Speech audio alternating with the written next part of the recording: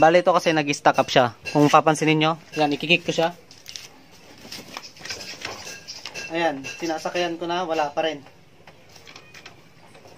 So, ang nangyari kasi dito, sabi ng may-ari, halos 4 to 5 months siyang na-stack. So, hindi niya ginamit ng ganong katagal. So, marahil, baka hindi ito nilagay sa malilim. Or hindi na kubera na yan, pinapasok na ng mga hamog, naulanan, ayan.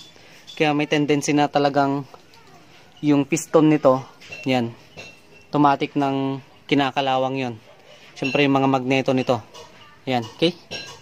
So, unang gagawin natin, check na natin muna yung oil niya. So, baklasin natin. Gamit tayo ng 17mm.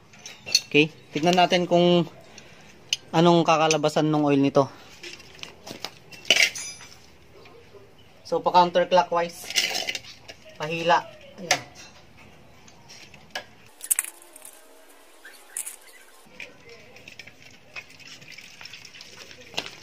Papakita ko sa inyo mamaya. Grabe nangyari.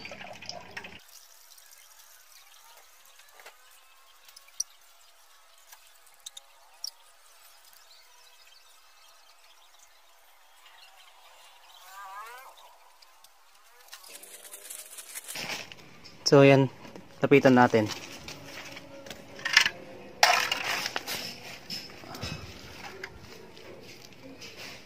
Nung drainin ko yung oil niya kanina,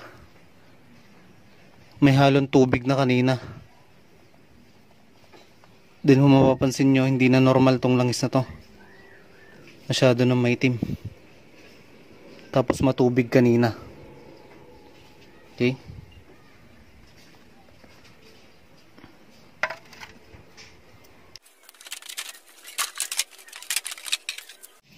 So yan mga ka-rides, dito naman tayo sa magneto. Titignan natin kung ano nang laman nito sa loob. Pero bago yan, tanggalin muna natin tong shifter tsaka tong footrest.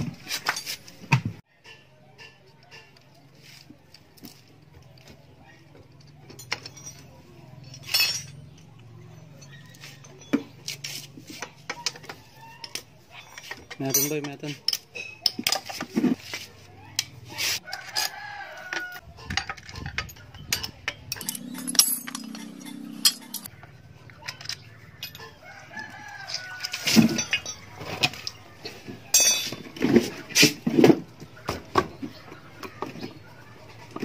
Yung grabe.